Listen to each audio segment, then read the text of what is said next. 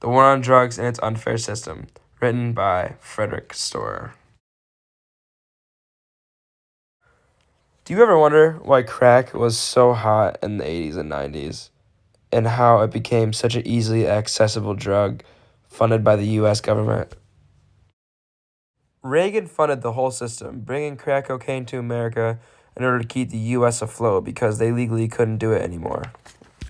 Now that Samantha has been caught using crack, the government helped get there. Instead of taking her to get the help that she needs, they put her in prison for 10 to 15 years or so.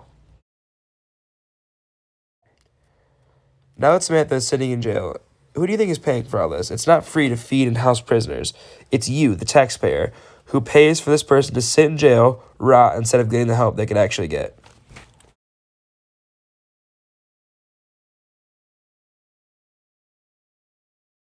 Now that Samantha is out of prison, she is on her way to trying to get a new job interview. But there's one slight problem. She has already been indicted. And we all know what that means. Once you're in the system, it is impossible to get out. Another great point Lawrence Bobo makes in his article, Unfair by Design. Now that you are in, you are stuck.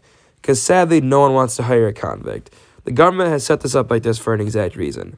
What they do is they'll get you on charges, put you in jail for 10 to 15 years, keep you there, so when you are out, your only choice is to turn to the streets because no one else wants to hire.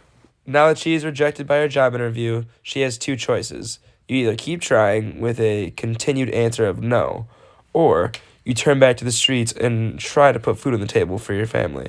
And as you can see here, she is offered drugs from a drug dealer, to which she accepts, and then this is where she ends up once she is done.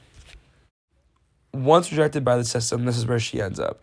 Back to the same spot, doing exactly what she did before. And sadly, this is the real life of it.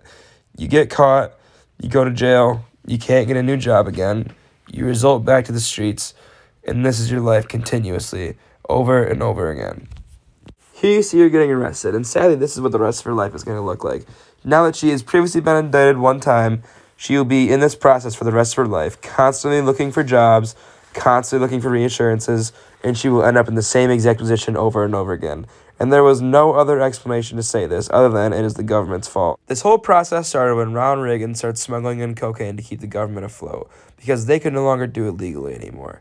Once this happened, crack was spread all over America, and there's millions of people just like Samantha who get caught in the system and are never ending and can never get out. Thank you so much for listening. Have a great day.